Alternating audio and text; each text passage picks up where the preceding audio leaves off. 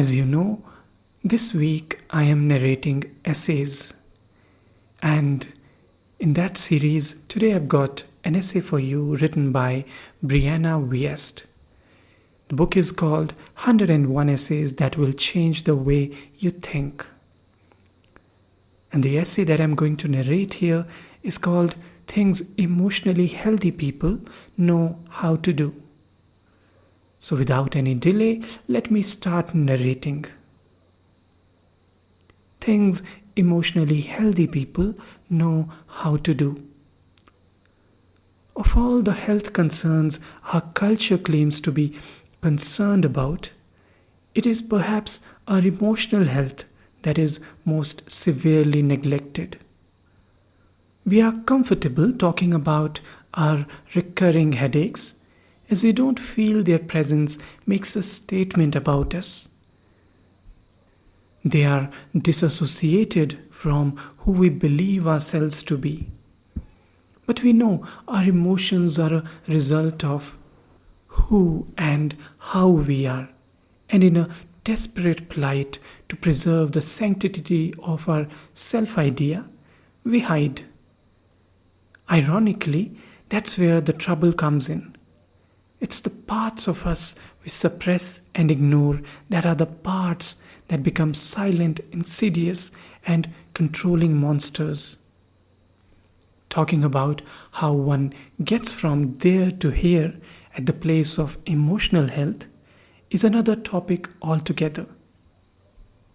So, in the meantime, I gathered the 10 elements of an emotionally healthy person. This hypothetical hybrid of positivity probably doesn't exist, but these are nonetheless worth considering. 1. Emotionally healthy people know how to listen to their pain. Emotional stress and discomfort is a signal that there is a better way, that something's misaligned. It's always directing us towards something better, more aligned with who we are and want to be. The only challenge is getting past whatever made us ignore it in the first place. 2. They know to observe thoughts objectively and not identify with them. You're not your thoughts. You're not your feelings. You're the being that observes, reacts, uses, generates, and experiences those things. This is to say, you cannot control them, but they don't control you either. You choose what you think about. You choose what you allow to pass. And when you cannot allow yourself to let things go, you're trying to tell or show yourself something. Pay attention to that. 3. They can see within them the things they dislike in others. One more time for the people in the back. You love in others what you love in yourself. You hate in others what you cannot see in yourself. When you practice self-identifying, every time you find yourself frustrated or inexplicably annoyed with someone or their behavior, you tap into an ultimate tool for growth and the fastest route to creating a more peaceful existence for yourself. You're no longer at the whim of other people's behaviors because ultimately you were never angered by them. It always existed within you. 4. They are able to differentiate loving something versus loving the idea of it. To be conscious of why they desire something, not just that they desire it. Ideas solve problems we make up in our heads. If we believe that we are unworthy of love, we need the idea of loving, doting partner who affirms how perfect we are to correct it. Without understanding that we want that love to fix something in us, we just think we desperately want love because we are romantic or because happy lives do not exist without it. But the people who are conscious of why they desire something, are able to choose wants that are not based in solving a problem, but in something more genuine and healthy. 5. They know when it's time to break up with a friend. It's often difficult to determine the line between being committed to a relationship, even when it is not sunshine and happiness, and knowing when it's time to step away from something that's no longer positive force in your life. Often, we almost feel guilted into remaining close with people to whom we don't actually feel obligation. And that is a recipe for emotional disaster. Emotionally healthy people can identify the people who are spiteful, jealous, or too wrapped in their own issues to not project them onto everybody else. Do these people need love and companionship too? Certainly. But sometimes walking away is the best way to do that.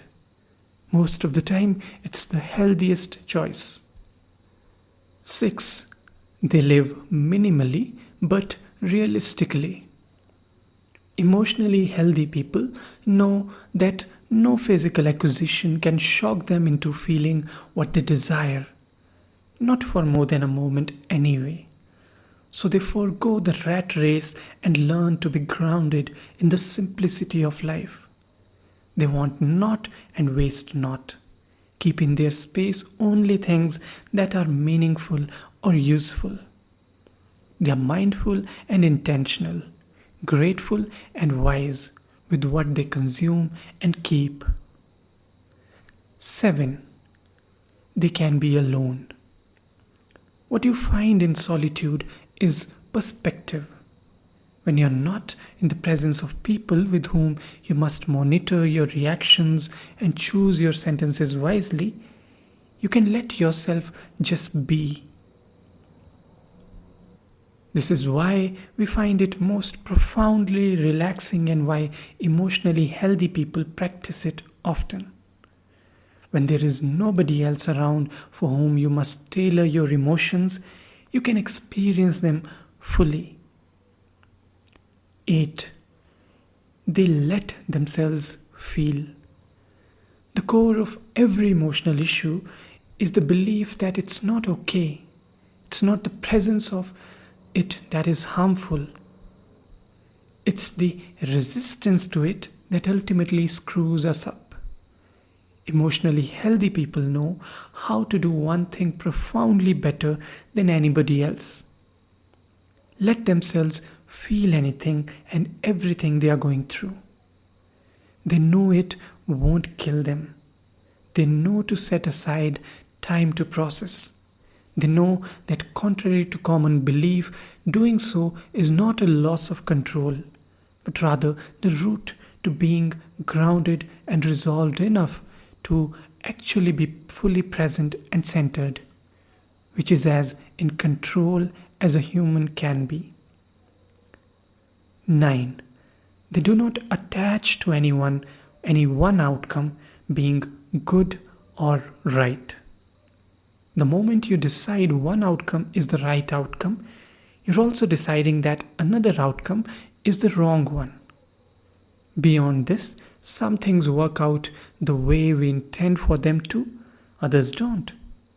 This is a gift too. Number 10, they see the value and purpose of each and every experience. The point of anything is not what you get from having done it. It's who you become from having gone through it. It's all about growth at the end of the day. The bad things grow you and the good things do too. And in reality, bad is only what you're taught or come to believe is not right. The point is, it's not about how much you get right. It's how much you get better. And every experience, the good, bad, terrible, wonderful, confusing, messy, great, does just that.